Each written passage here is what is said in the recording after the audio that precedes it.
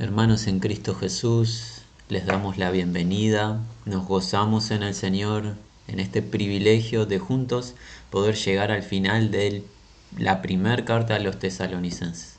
Hemos estado por un tiempo cubriendo este precioso libro, esta carta inspirada por el Espíritu Santo y escrita por los siervos del Señor Pablo, Silvano y Timoteo. Carta que tiene poder para sobreedificar nuestras vidas si nos acercamos con una condición, en humildad.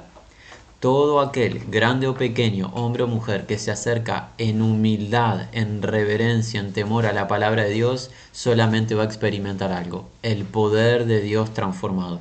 Dios bendice su palabra en aquellos que son reverentes, temerosos de Dios. A ellos Dios les hace conocer su pacto, está en intimidad con ellos. Pero si nos acercamos de manera inadecuada a la palabra del Dios vivo, si venimos con nuestros propios pensamientos queriendo anteponerlos a la palabra de Dios, si estamos en nuestros razonamientos en una posición de soberbia, sepamos algo. No esperemos recibir ninguna bendición de Dios. Dios resiste a la soberbia humana, pero da gracia a los humildes. Por eso alentamos a cualquier persona que pueda hoy estar oyendo a acercarse con humildad, no a la palabra de los hombres, los que sea que hoy hablen, sino a la palabra de Dios, la cual no varía con el paso del tiempo y tiene poder para actuar. Nuestro anhelo es hoy culminar la primera carta a los tesalonicenses, pero antes de ello, pidamos la bendición a nuestro Padre. Y es así, Señor, que venimos delante de ti en gratitud, agradecidos por la vida que nos das, la vida física en esta tierra, en el presente, pero en especial por la vida espiritual que nos diste a través de la obra de Cristo Jesús. Porque desde la eternidad pasada contemplaste nuestra debilidad y diseñaste un plan de salvación perfecto. Y nos enviaste a Jesucristo a que se sacrificase por nosotros para obtener eterna redención. Gloria a tu santo nombre. Y es ahora, habiendo experimentado de tu amor, que nosotros queremos amarte a ti obedeciéndote. Por eso te pedimos que nos transformes por el poder de tu palabra y la obra magnífica de tu Espíritu Santo en nosotros. Te suplicamos, Señor, bendigas nuestras vidas y tu Espíritu nos guíe a toda la verdad. Líbranos de interpretaciones que no te agradan. Líbranos de verdades nuestras personales que no coinciden con tu única verdad. Danos la gracia, Señor, de como niños crecer en una fe sincera y sana delante de ti. En el nombre de Jesús lo pedimos. Amén. Hermanos, sin más preámbulos, hagamos un ejercicio breve de afirmar lo último que hemos estado viendo. Hemos ingresado en la última sección de la primera carta a los tesalonicenses, en el capítulo 5, a partir del versículo 12. Hemos visto algo concreto, creemos que es irrefutable. Toda esta sección final no se puede ejecutar, no se puede practicar individualmente de forma aislada. Aquel o aquella que piense que puede seguir al Señor aislándose del pueblo de Dios no podrá practicar todo lo que se manda en estos versículos. Y reiteremos, ya lo habíamos dicho anteriormente, lo afirmamos, hay órdenes, un imperativo detrás del otro. El apóstol Pablo, inspirado por el Espíritu Santo, nos ha dado órdenes de Dios para agradarle a aquel que nos redimió, para poder complacer al Dios vivo que nos dio la vida terrenal, pero en especial la vida eterna, por gracia. Ese Dios se complace en una manera de vivir de nuestra parte, y esa manera de vivir es en medio de su pueblo. Creemos que esta verdad es inobjetable. Por ende, Dios nos llama individualmente a salvación, pero cuando creemos y somos sellados con el glorioso Espíritu Santo por recibir el Evangelio de la salvación, ¿qué sucede? Nos une a su familia, a su cuerpo, a su pueblo. Y no debemos de menospreciar a los hermanos y hermanas que el Señor ha puesto a nuestro lado. Te alentamos, hermano. Si tú estás escuchando estos audios y te has vuelto un oidor adepto con continuidad y piensas que estos audios son la sustitución de la iglesia en tu localidad, te queremos decir, no lo consideres así. Gloria a Dios por estos audios y por cualquier audio que alguna hermano está compartiendo públicamente por internet. Los audios no sustituyen la congregación de los santos en cada localidad. Dios ha determinado que los hermanos y hermanas nos reunamos en cada localidad para edificar nuestras vidas. Así que te alentamos a que donde tú estás, en humildad puedas unirte a una verdadera manifestación del cuerpo de Cristo Jesús y llevemos adelante todo lo que se nos dice. ¿Qué se nos ha dicho? Por ejemplo, en los versículos 12 y 13. Tenemos que reconocer, tenemos que detectar, percibir los que trabajan en el Señor, trabajan en la amonestación a través de la palabra, esos que velan por nuestras almas para que nosotros crezcamos sanos en la fe. A ellos tenemos que detectar en cada localidad y amarles, sobreestimarlos en amor. ¿Por qué? Porque la obra que hacen no es obra para su propia exaltación, es obra para nuestro beneficio. Los verdaderos siervos del Señor, como Juan el Bautizador, como el apóstol Pedro, como el apóstol Pablo, como los profetas hebreos, como los apóstoles de Cristo Jesús, ¿qué han hecho? Menguaron ellos para que Cristo creciese en las vidas de las ovejas. Ese es un obrero fiel, el que está dispuesto a gastarse y gastar de lo suyo para que los pequeñitos, o sea nosotros, conozcamos a Jesús y honremos a Dios en obediencia a la verdad. Si tú tienes un hermano o un grupo de hermanos en tu localidad que está operando de esa manera, está ministrando a Cristo por gracia, para tu beneficio, no le menosprecies, ámalo por la obra que está haciendo en el Señor. ¿Y cómo le amas? En profundidad, no seas insubordinado. Porque la palabra que se nos dijo es que no seamos rebeldes, insubordinados. Y de esa manera tendremos paz en la iglesia. También se nos llamó ¿a qué? A una actitud colectiva de sostener, de alentar, de confortar a aquellos que se encuentran desanimados, debilitados, aquellos que aún no saben su identidad en el Señor, que tengamos paciencia con todos. Dios es paciente con nosotros. Incluso Dios es paciente con los que aún no han creído, no queriendo que ninguno perezca, sino que todos procedan al arrepentimiento. Los hijos de Dios que debemos ser pacientes unos con los otros. El apóstol Pablo también nos dijo que tenemos que velar unos por los otros en no devolver mal por mal. Esa es un acto demoníaco, perverso. Es un acto natural de la carne del viejo hombre. En cambio, ¿qué debemos hacer? Perseguir lo bueno para con todos. Unos para con los otros en la iglesia, pero para con todos, todo prójimo. Se nos llamó a un gozo continuo, ese gozo en el Señor. Y cuando practicamos todo este consejo, en la iglesia que hay gozo. El Espíritu Santo en ese fruto magnífico trae gozo a nuestras vidas. Si nosotros desechamos este consejo, habrá angustia en nuestro interior. Hermano y hermana, esta es una experiencia irrefutable. El gozo no puede ser fingido ni se puede imitar. No se puede producir naturalmente.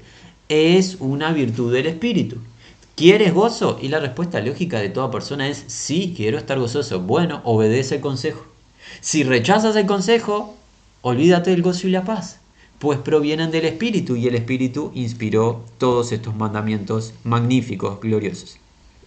También se nos llamó ¿a qué? La oración sin interrupciones. Tienes, hermano y hermana, tenemos, hermanos, que orar constantemente. Y en el contexto, orar por qué? Unos por los otros. Debemos orar, ya se nos va a decir hoy mismo, por los que ministran la palabra, los que están abocados a la tarea en el Señor, pero por todo el pueblo de Dios. Alguien dirá, me dedicaré a orar por cada hijo de Dios de todas las naciones. ¿Está bien esa intención de presentarle al pueblo de Dios? No conocemos a todos los hermanos de todas las naciones. ¿Cuál es el énfasis de la oración colectiva? Los hermanos y hermanas que conoces en tu localidad. Dios te ha dado un grupo de hermanos, 10, 20, 30, 50, 100, no importa lo que sea, según el tamaño del grupo en el que te reúnes. Te ha dado hermanos y hermanas a los que tú conoces sus nombres, conoces sus vidas, sus situaciones, intercede por ellos y ellos deben hacerlo por ti. ¿Qué más se nos dijo? Estamos afirmando, gratitud es la voluntad de Dios para nosotros. Dios desea que sus hijos sean agradecidos. Cuando sientas en tu interior, en una emoción momentánea, que no tienes un argumento para agradecer dentro de los múltiples hechos y obras prodigiosas de Dios en la creación toda? Mira la cruz. Mira con esos ojos de fe la cruz de Cristo y ahí vas a entrar en razón y decir, yo tengo todo para agradecer. Porque siendo enemigo de Dios en mi mente, el Señor vino a tomar mi lugar y pagó por mí. Puedo agradecer, debo agradecer, ¿y qué debo hacer? Quitar la queja. La gratitud es el mejor repelente de la queja y la queja es desagradable. Cuando estamos quejosos, estamos en toda obra perversa. El Espíritu Santo, ¿qué será? Dañado. Si estamos quejosos, dañaremos al Espíritu y es lo que se nos dijo en el versículo 19. Fue el último versículo que vimos en el encuentro anterior. No extinguir, no apagar el fuego del Espíritu Santo. El Espíritu Santo se daña, es dañado y contristado con nuestro mal obrar. No que el Espíritu Santo se vaya de nuestras vidas, no que el Espíritu Santo deje de morar en nosotros porque estamos en la nueva alianza, en el nuevo pacto, en este pacto de gloria en donde Dios viene a habitar en medio de su pueblo por la fe a través del Espíritu. El Espíritu Santo es el sello, la garantía de nuestra salvación, los que hemos creído en el Evangelio. El Espíritu Santo no se va a ningún lado, pero el Espíritu Santo, su unción poderosa, puede ser menguada con nuestra mala conducta. Si tú, mi hermano y mi hermana, tienes en poco este consejo que Pablo hoy te está dando, el apóstol Pablo, el Espíritu Santo será dañado y tú le podrás incluso apagar. ¿Qué significa? Tu influencia en la congregación será nula. Tu gozo, tu paz, no los vas a experimentar. Y estarás en un desierto, en una temporada de dificultad. No lo hagas. Tu mejor amigo es el Espíritu Santo. Es la presencia de Dios en ti. ¿Por qué? ¿Con qué razón tú dañarías voluntariamente al Espíritu? No deberías hacer eso. El Espíritu Santo es la garantía de tu salvación. Es el sello que Dios te ha puesto de tu salvación. No tendrás alguna tarjeta humana de salvación, no existe. Tu garantía es el Espíritu que mora en ti por la fe. No le dañes. Y le dañamos cuando somos rebeldes a todos estos mandamientos y los tomamos en poco. Así que el Espíritu Santo no debe ser apagado. Versículo número 20 es el primer versículo que agregamos hoy. Dice así el versículo número 20. No menospreciéis las profecías. El versículo es casi literal y así dice. No, las profecías no despreciéis o ignoréis. Y aquí debemos hacer un énfasis. La profecía de Dios, la palabra inspirada por el Espíritu Santo que en la congregación opera ¿de qué manera? Como consolación, exhortación, edificación. Esa palabra que el Espíritu Santo trae en la congregación no debe ser ignorada. Debemos de ser ¿qué? Debemos de ser muy sencillos como niños y humildes en recibir la palabra de Dios. Y Dios utiliza el envase que quiera utilizar en medio de la congregación. Cuando nos congregamos en el nombre del Señor para alabarle, para orar y para ser edificados con la palabra. Cada vez que lo hacemos, cada semana, el Espíritu Santo tiene poder de hablarnos. Pero debemos aclarar algo. ¿El qué? No cualquier palabra es la palabra de Dios. Y eso, como le sabemos, por el versículo siguiente, el 21. Pablo rechaza las profecías. No solo no las rechaza, sino que nos dice que no las debemos de ignorar o despreciar. Es un mandamiento. No se puede menospreciar la profecía, pero no se debe aceptar todo como profecía. ¿Qué se debe hacer? Examinarlo todo, retener lo bueno. El versículo 21 es la protección a la profecía. Sin embargo, todas las cosas testead, lo bueno asegurad o retened. Debe haber permiso para la profecía en medio de la iglesia. Por profecía que entendemos, libro de Corintios, capítulo número 14, primera de Corintios, capítulo 14, la profecía es palabra dentro de la iglesia, palabra de exhortación, consolación, edificación. Para los de afuera, los que no han creído, es palabra de confrontación, es la convicción a través del Espíritu Santo de su estado natural para que el incrédulo se arrepienta, reconozca que Dios está en medio de la iglesia y glorifique a Dios. La profecía, la palabra de Dios, inspirada por el Espíritu Santo, debe ser examinada, se debe testear. ¿Y cómo se testea? El apóstol Pablo nos enseña en 1 Corintios, los espíritus de los profetas están sujetos a los profetas. Todo debe de ser examinado a la luz de la palabra escrita. Un hermano dice tener profecía y lo escuchamos en el encuentro. Pero esa palabra que está emitiendo no coincide o contradice la palabra escrita en los 66 libros de lo que conocemos como la Biblia. Esa palabra que el hermano está emitiendo no debe ser avalada, se debe de rechazar. No es que rechazamos al hermano en particular, rechazamos esa palabra. Porque nunca la palabra de profecía puede contradecir la palabra escrita. ¿Recuerdas lo que dice el apóstol Pedro? Que los santos varones de Dios hablaron que siendo inspirados por el Espíritu Santo y nunca la palabra fue traída por voluntad humana. Fue Dios inspirando a los individuos hebreos a que escribiesen.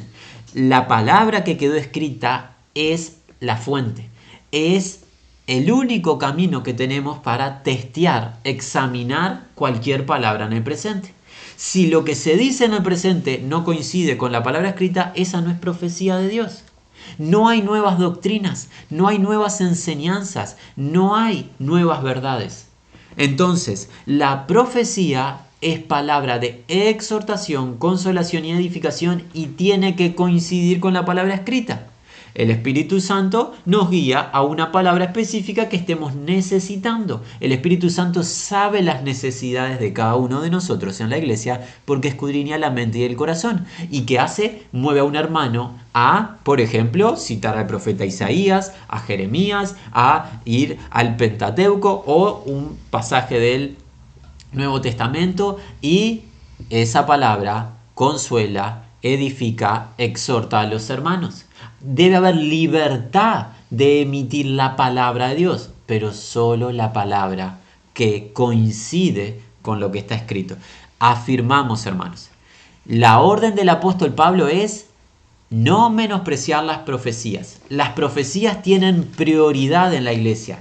Pablo en Corintios nos dice que la profecía tiene prioridad por encima de otras manifestaciones espirituales como las lenguas. ¿Por qué? Porque la profecía edifica a los oyentes. Y Dios es un Dios de edificación. Dios quiere edificar nuestras vidas. Y para ello no se debe menospreciar la profecía. Si tienes un hermano que va a emitir palabra en tu localidad, no le menosprecies. Pero lejos de aceptar todo, ¿qué tienes que hacer? Escudriña, examina, testea. ¿Y te quedas con qué? ¿Qué retienes? Lo bueno. ¿Y qué es lo bueno? Lo que coincide con la palabra de Dios. ¿Qué es lo malo? Todo lo que no coincide con la revelación de Dios, eso es lo malo. Lo que Dios aprueba es bueno, lo que Dios desaprueba es malo. Pasemos al versículo 21.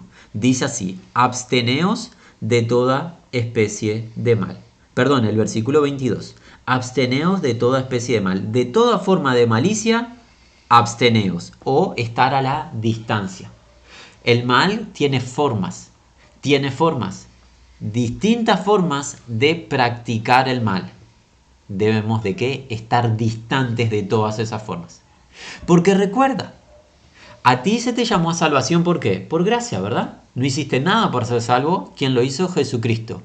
Pero esa gracia, ese obsequio salvador, se manifiesta de una manera. Tito capítulo 2. La gracia de Dios se ha manifestado para salvación a todos los hombres, enseñándonos. ¿Enseñando qué?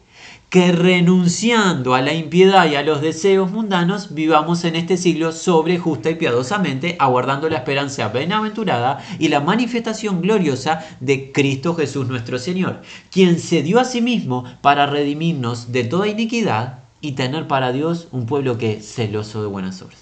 Así que esa gracia salvadora te enseña a que tú estés distante de la malicia o el mal. ¿Y cómo sabes qué es lo malo? ¿Cómo sabes qué es la malicia, esa forma de maldad? Con la palabra.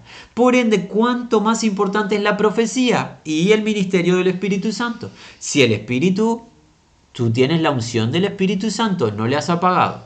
Si estás aceptando las profecías y reteniendo lo bueno, la palabra de Dios que te va a hacer detectar toda forma de malicia y te va a hacer que mantenerte distante. Pero si tú haces caso omiso a todo esto que estamos viendo, el Espíritu Santo no te va a estar asistiendo porque tú estarás insubordinado, rebelde, y el mal va a ganar terreno en ti. Ese es un camino de incertidumbre. No debes, mi hermano, mi hermana, tener en poco todo este consejo. Esta es exhortación para todas las iglesias en cada localidad. Esta es la voluntad de Dios. Pasemos al versículo 23. Si practicamos todo esto, va a suceder algo glorioso. Versículo 23. Y el mismo Dios de paz os santifique por completo, y todo vuestro ser, espíritu, alma y cuerpo, sea guardado irreprensible para la venida de nuestro Señor Jesucristo. Ahora el mismo, el Dios de paz, que haga, os purifique, os santifique completamente o perfectamente. Dios tiene un propósito al rescatarnos a través de Cristo Jesús: santificarnos. ¿Recuerdas que era esa idea de santificar, ese plan de Dios para nuestras vidas? Apartarnos. No apartarnos físicamente de la tierra, apartarnos de la mala conducta del sistema caído, el sistema mundo, apartarnos para sí mismo como sus posesiones exclusivas. Somos la prometida del Señor Jesús. Somos linaje escogido. Somos el real sacerdocio, como dice el apóstol Pedro. Somos el pueblo escogido de Dios. Y como tal, a través de Cristo Jesús y su obra redentora, Dios, ¿qué hace? Nos aparta con conductas distintas a las que llevábamos antes. Esta obra de Dios, esta obra por gracia de Dios, la hace toda a través de su Espíritu y la verdad. Todos estos mandamientos anteriores que vimos es como Dios nos santifica. Es el poder de Dios manifiesto en nosotros. Es la manera en que Dios nos aparta. Dios nos santifique, y Pablo acá lo dice claro, nos santifique completamente, de manera madura, perfecta, sin carencia. Dios lo lleva adelante. Esta es una petición de Pablo, pero es una afirmación de Pablo. Pablo está convencido que esto se va a llevar adelante en los creyentes. ¿Qué va a santificar Dios? Todo. La plenitud de nuestro ser. Por eso dice así: todo vuestro ser, espíritu, alma y cuerpo, es completo en todas las partes, que seremos ¿qué? Apartados por y para Dios. ¿A qué punto? Hasta ser irreprochables o sin falta, sin acusación posible. ¿Cuándo? En la parusía, en la manifestación de nuestro Kyrios, nuestro Señor Jesucristo. Así, hasta ese entonces, seamos preservados. ¿Dios lo hace? Sí. Y la pregunta es que alguien nos dice: ¿y qué garantía tenemos que todos los hermanos y hermanas de todas las congregaciones lleguemos a este punto de ser irreprensibles? ¿Sabes cuál es la garantía? El versículo 24. Fiel es el que os llama, el cual también lo hará. Confiable es el que está llamándonos, invitándonos. Él mismo lo va a hacer. Por ende, la garantía se apoya en Él y no en nosotros. Él, el que llamó, es confiable, no miente. El que llamó dice que nos va a presentar irreprensibles ante su presencia y lo va a hacer.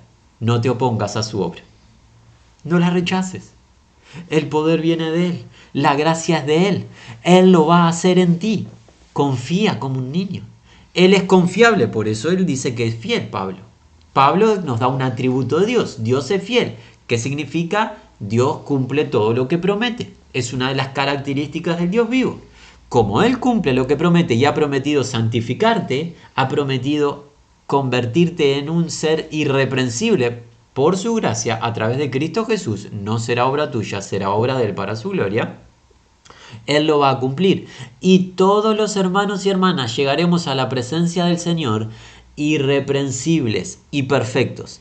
Él lo va a hacer porque es confiable. Pero queda una parte nuestra, la confianza. No obra Dios a través de nuestra incredulidad. Grábalo, es una ley espiritual. Dios obra en nuestra confianza, cuando confiamos en Él.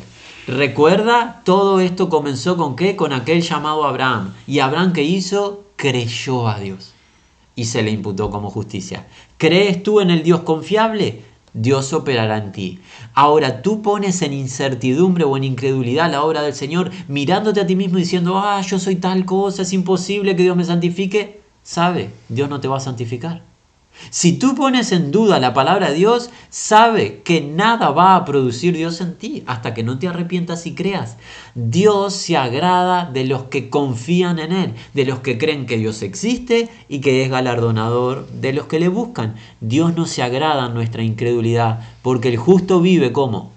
Por la fe, no por la incredulidad. En el reino de Dios no andamos por vista, andamos ¿por qué? Por fe. ¿En qué? En la palabra. Creemos en la palabra porque fiel es el que la emitió, Él lo va a hacer. Magnífico, hermanos, saber que Tesalónica y que nosotros hoy, 2 milenios después, seremos santificados completamente por gracia de Dios. Él lo dice, Él lo hace. Nos acercamos al final, estamos prontos para culminar la carta. Dice así el versículo 25, tenemos una nueva orden, es otro imperativo. ¿Cuál es? Hermanos, orad por nosotros, orad también por nosotros. Es magnífico pensar esto. ¿Quiénes son nosotros? Pablo, Silvano, Timoteo y posiblemente el resto de los colaboradores del equipo de este ministerio de Dios. Es magnífico pensar que este grupo de hermanos consagrados al servicio en el Señor, estos misioneros de la primitiva iglesia, se acercaron a esta región de Tesalónica y pasaron 3 semanas ministrando allí. Y ahora escriben esta carta y a esta nuevita iglesia, pero una iglesia bendecida por Dios, ¿qué hace? Piden que interceda por ellos. ¿Ves que no hay rangos en el pueblo de Dios? Los más pequeñitos no pueden asistir o no pueden llegar a ser útiles.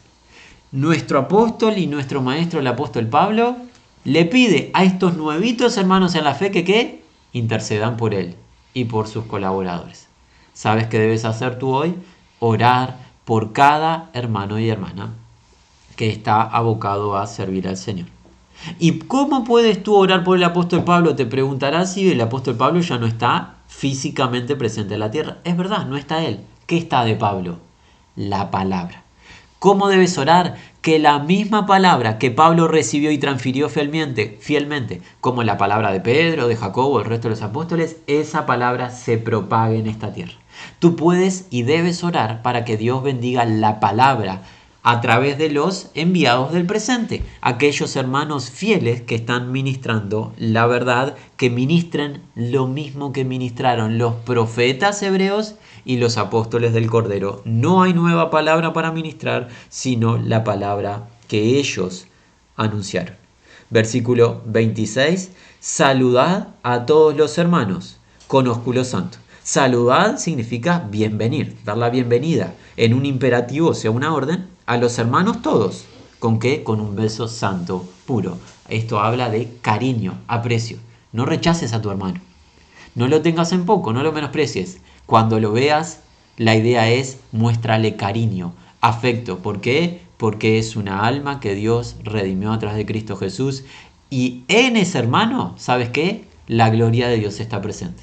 Porque Dios ha hecho morar a su espíritu en el hermano que tú tienes delante. Deja de menospreciar a tu hermano o quejarte contra tu hermano. Ten aprecio y cariño a tu hermano. Haya amor en el pueblo de Dios. Amor de las Escrituras, el amor bíblico, el amor sacrificial. Versículo 27. Os conjuro por el Señor que esta carta se lea a todos los santos hermanos. Os encargo solemnemente, eso significa el conjurar, por el Kyrios o por el Señor Jesús, sea leída la carta a todos los hermanos. Esto no es para esconder. Lo que estamos haciendo nosotros hoy, por gracia de Dios, que estamos procurando practicar este mandamiento. Estamos leyendo la carta públicamente para bendición de todo aquel que oiga. Esto, si tú, hermano, lo estás recibiendo y el Señor te da fe y te ha dado la gracia, ¿qué debes hacer? Léelo en público, en tu hogar, en donde sea, donde estén 2 o 3 bajo el gobierno del Señor, bajo la autoridad del Señor, sujetos, sumisos a la autoridad del Señor Jesús y el Espíritu Santo, a la autoridad del Dios viviente. ¿Qué se debe hacer? Leer públicamente esta carta para edificación de todos. ¿Y cómo culmina? Con una petición gloriosa de los hermanos hacia nosotros. La gracia de nuestro Señor Jesucristo sea con vosotros. Amén. La gracia del Kyrios, nuestro Jesús, el Cristo, sea con vosotros. Y ese fue el objetivo de esta carta. Gracia y paz de Dios a vosotros. Gracia y paz que disfrutamos cuando leemos esta carta y recibimos la palabra con humildad y ponemos en práctica lo que Dios nos pide y nos gozamos en él. La gracia de Dios está a nuestro favor. En medio de la tribulación, en medio de la adversidad, aunque el mundo se oponga y nos persiga, gracia a nosotros. Ese favor bendito que descendió del cielo, Cristo Jesús nuestro Señor, y que vino a darnos vida y vida en abundancia. Qué hermosa carta hemos visto. Palabra de Dios, dijo Pablo, que actúa en quienes, los que creen. Sé tú, hermano y hermana, un hijo de fe. Cree tú en esta palabra, benefíciate y bendice a otros transfiriendo la misma palabra. Y el mismo Dios de paz, ¿qué va a hacer? Te va a santificar por completo. Todo tu cuerpo, espíritu, alma, mente incluida, será hallada irreprensible en la manifestación, en la venida del Señor Jesús. ¿Cómo lo sabemos? Porque fiel es el que llamó. Él lo va a hacer. De esta manera nos despedimos, con el anhelo de que cada uno de nosotros amemos al Señor con un amor inalterable. Gracia y paz a todos los hermanos.